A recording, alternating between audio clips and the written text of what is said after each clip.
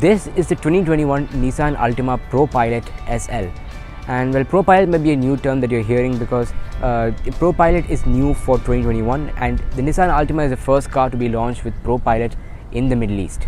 All you need in the motoring world, from the latest car reviews, DIY and road trips, is right here on the DRIVETERRAIN channel. So if you do enjoy our content, please click that subscribe button and the bell icon on the side of it. So this right here is the 6th generation of the Nissan Altima. It's codenamed the L34. It more or less looks like the Nissan V-Motion 2.0 concept on which it's based. The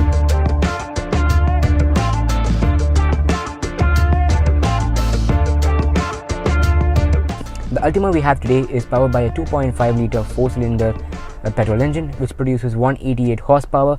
It is one of those direct injection gasoline DIG engines, so it does have a very nice fuel efficiency, and the claimed fuel economy for the Nissan Altima is 16.6 to 17.6 kilometers per litre.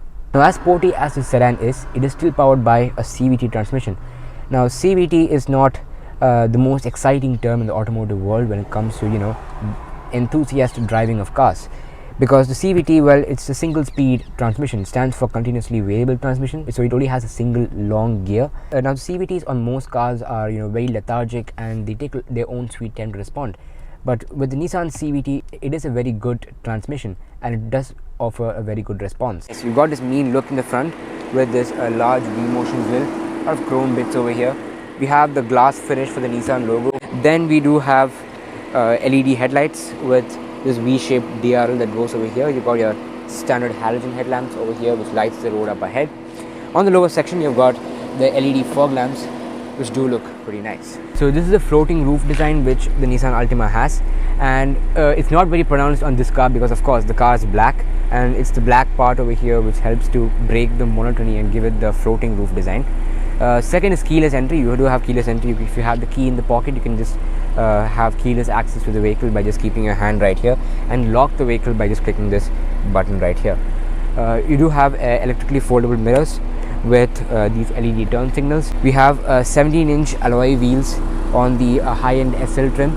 It comes with this machine cut finish. Now, coming to the rear design, we get this boomerang shaped taillights. So they are like these halogen units, so there's no any sort of LED that's going on over here.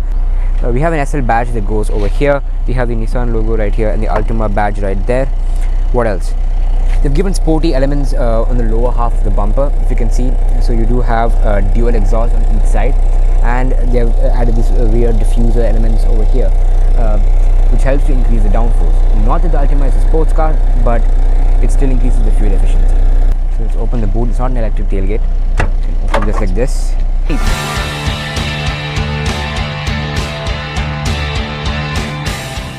Spacious boot that's there over here. We have this carpet lining that goes right there. Just open this lid, you can see the spare tire right there. Let's close the boot.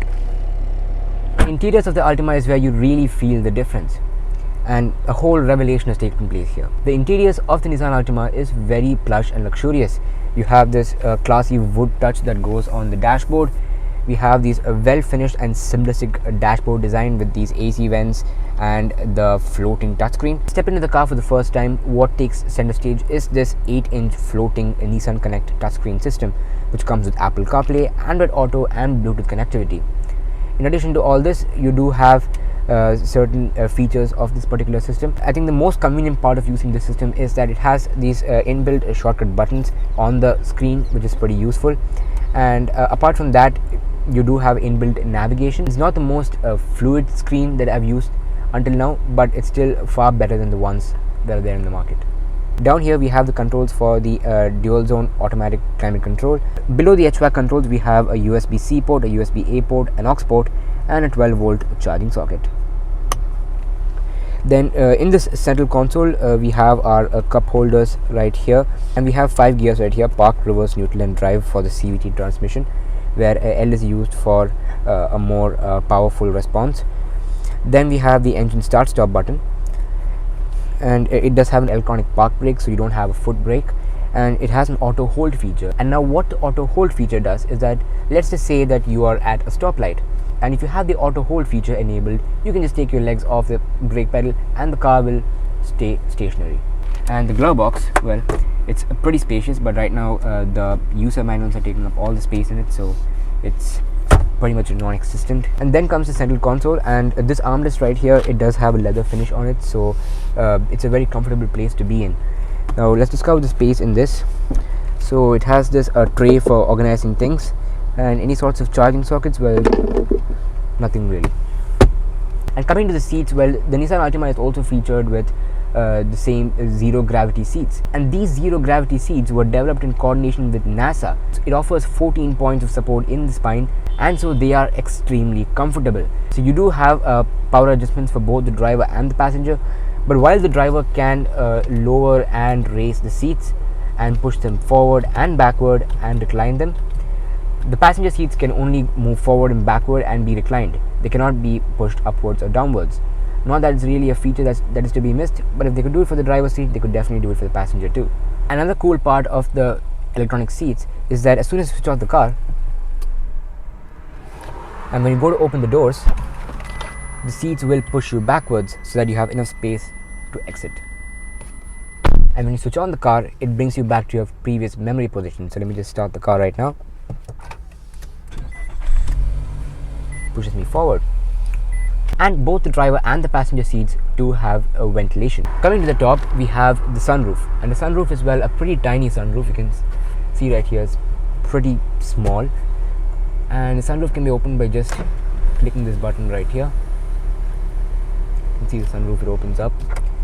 And yeah, well, it's not the biggest sunroof, it's not a panoramic sunroof or anything of that sort, but still is a sunroof to let enough light into the cabin. So you can close the sunroof like this by clicking this button. Also, the Altima has auto dimming rear view mirrors, and they can be activated by clicking this power button on the mirror. Coming to the steering wheel. Now, the steering wheel on Nissan Altima is a D-shaped steering wheel or a flat bottom steering wheel, and it does feel very sporty to hold. You do have paddle shifters at the behind. On this side, you have buttons to control the center advanced driver assist display, which offers a wide variety of information such as those related to ProPilot, the adaptive cruise control, the safety features, and of course the regular speed. And the Nissan Altima has a suite of safety features. Coming to the first feature, which is of course the reverse parking camera. So you just click this and get into reverse. It activates the reverse parking camera. So right now some people are walking back, that's why it's beeping right now. It does not have any sort of adaptive guidelines, and for some reason I just can't figure out why it doesn't have the 360-degree around view monitor. And as a part of the Nissan Intelligent Mobility, the Nissan Altima comes with a variety of safety features like intelligent emergency braking, intelligent forward collision warning, have a lane departure warning, blind spot warnings, and rear cross traffic alert. And then as I said, the ProPilot feature, which is new for 2021, it can be activated by just clicking this blue icon which is there on the steering wheel. So you click that, it activates ProPilot. And just in the area where the cruise control buttons are placed, you can see a set button, and you click the set button, the car will drive autonomously. Well, autonomous driving does have its own limits. While full level 5 autonomous driving is still not yet achieved, as it's not yet legal, the Nissan Altima falls under level 2 of automation with some intelligent features like emergency braking, and the ProPilot system basically keeps the car in the center of the lane, and it does brake and accelerate to keep up with speeds and reduce speeds. But however, for the system to be completely functional, you got to keep your hands on the steering wheel at all times. It's not like you can just take a nap while the ProPilot is doing its job, because the ProPilot is just assisting you, whereas you got to do the actual driving. So you got to keep your hand on the steering wheel at all times. Now, in a case that you're going to keep your wheels removed off the wheel, the car will keep following ProPilot, but after a while it starts showing warnings once, twice, thrice, and then the car just comes to a complete halt. And the rear seats of the Altima is what really surprised me.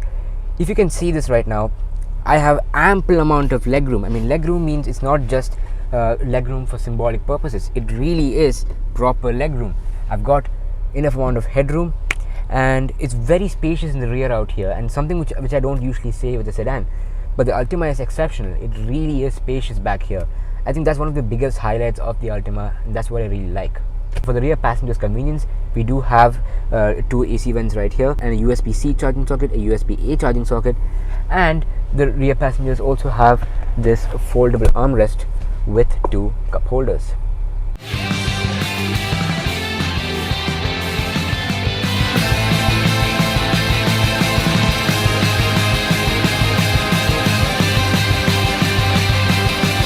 And if you enjoyed our video, clicking that subscribe button would be highly appreciated.